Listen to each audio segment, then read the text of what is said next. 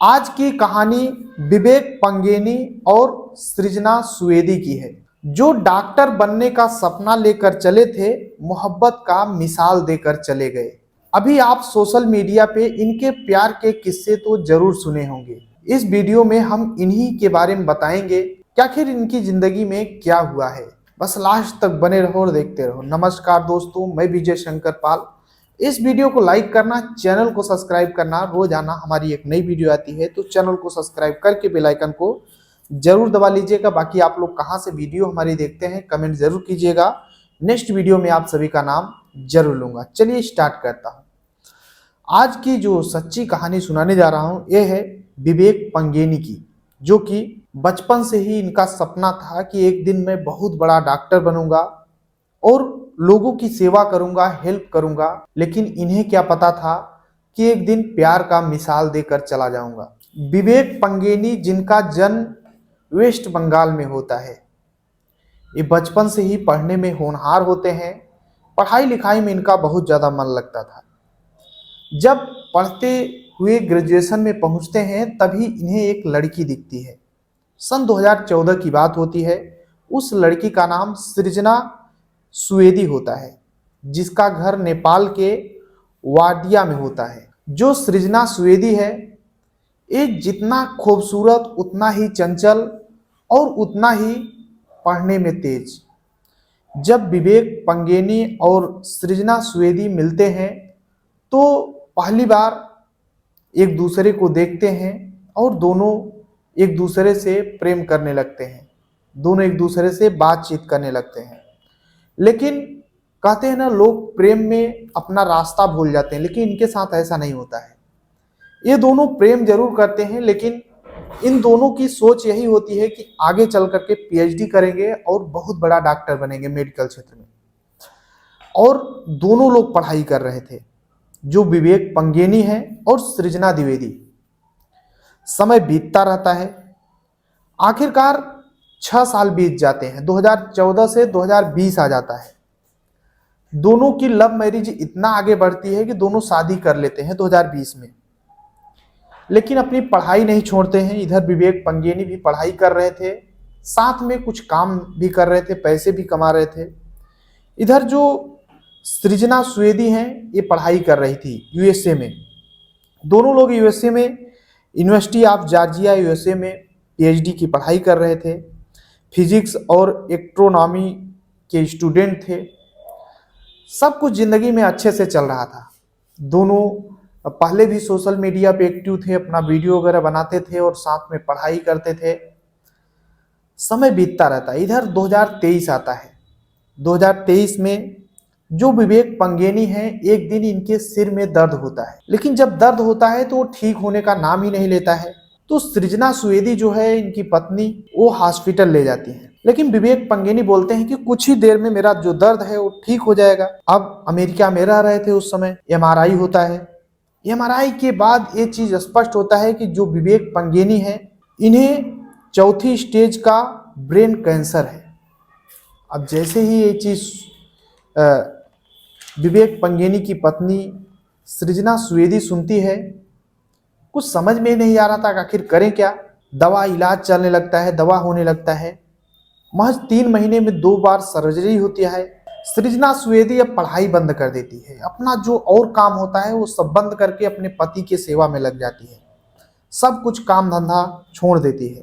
विवेक पंगेनी का जो प्रॉब्लम था, परेशानी था ब्रेन कैंसर का, वो इतना जड़ मजबूत करता जा रहा था कि इन्हें चलना भी इनका मुश्किल हो जाता है। तब जो इनकी पत्नी होती है सृजना सुवेदी, वो इन्हें व्हील चेयर पे लेकर चलती थी। इनका फुल हेल्प करती थी, जैसे 2 जिस्म एक जान हो। सृजना सुवेदी पति का केयर टेकर बन जाती हैं। इलाज के दौरान विवेक पंगेनी के सिर का बाल जब डॉक्टर छील देते हैं, तब इनकी पत्नी सृजना सुवेदी भी अपना बड़े बड़े घने बाल काट देती हैं और छोटा कर देती हैं। वो बोलती हैं कि जैसे मेरे पति का दुख वैसे ही मेरा।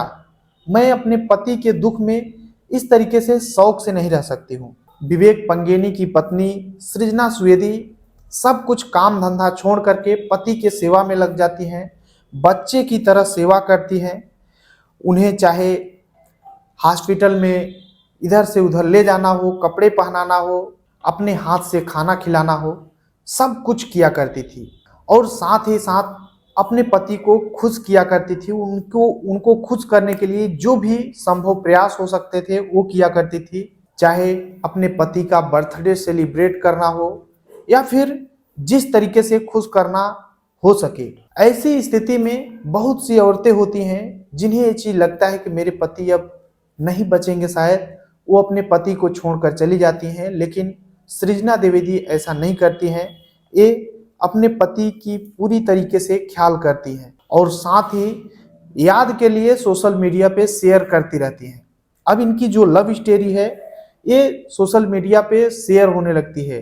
लोग देखने लगते हैं कि कैसे एक पत्नी अपने बीमार पति की भरपूर सेवा कर रही है। अब इधर 6 महीने पहले की बात है। डॉक्टर स्पष्ट रूप से सृजना द्विवेदी को बताते हैं कि आपके पति 6 महीने और जिंदा रहेंगे, उसके बाद वो इस दुनिया को छोड़कर चले जाएंगे।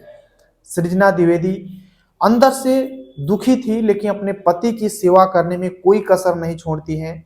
उनके 6 महीने जो जीवन था इतना सेवा करती हैं, पूरे काम धंधे को छोड़ करके अपने पति की सेवा करती, इलाज कराती, जितना भी हो सकता था हर संभव प्रयास करती थी। आपको फोटोज भी दिख रहे होंगे। ये चीज़ बताना या फिर कहना आसान है लेकिन जो करता है वाकई में उसके लिए कठिन है। अगर कोई पत्नी उसे ये पता हो कि मेरा पति 6 महीने बाद इस दुनिया को छोड़कर जाएगा तो बहुत सी ऐसी औरतें हैं जो कि अपने पति को छोड़ देंगी, लेकिन वो भी लव मैरिज में। लेकिन सृजना सुवेदी ऐसा नहीं करती हैं, अपने पति की हर संभव सेवा करती हैं। आखिरकार वो समय आ जाता है 19 दिसंबर 2024 को, जो विवेक पंगेनी है अमेरिका के एक अस्पताल में इस दुनिया को छोड़कर चले जाते हैं। उन्हें सीता जैसी पत्नी मिली जो कि हर संभव उनकी खुशी का ध्यान रखती है, वो ठीक हो जाए हर संभव प्रयास करती है। आखिरकार जो विवेक पंगेनी है वो इस दुनिया को छोड़कर चले जाते हैं। विवेक पंगेनी भले ही इस दुनिया को छोड़कर चले जाते हैं लेकिन सृजना सुवेदी ये दुनिया को मैसेज जरूर दे देती हैं कि प्यार अमर होता है और अमर रहेगा, जो कि दुख में भी साथ नहीं छोड़ता है, निस्वार्थ सेवा करता है। जब कहीं प्रेम की बात होगी तो सृजना सुवेदी का नाम जरूर होगा। जब इनकी तस्वीरें वायरल होने लगी तो बहुत से लोग कमेंट करे और बहुत से लोग बहुत कुछ बोले। उसी में से कुछ लोग बोलते हैं कि ये चीज़ें वीडियो में दिखाना आसान है, लेकिन जो औरत इस स्थिति को देखते हुए भी अपने पति को खुश करने का प्रयास कर रही है और उसकी हर संभव सेवा कर रही है जितना भी हो सकता है, वो वाकई में कठिन है। कुछ यूजर कमेंट करते हैं कि ऐसी स्त्री पैर छूने के लायक है। कुछ लोग कमेंट करते हैं कि मोहब्बत जीत गई लेकिन जिंदगी हार गए। आप लोग अपनी राय जरूर देना।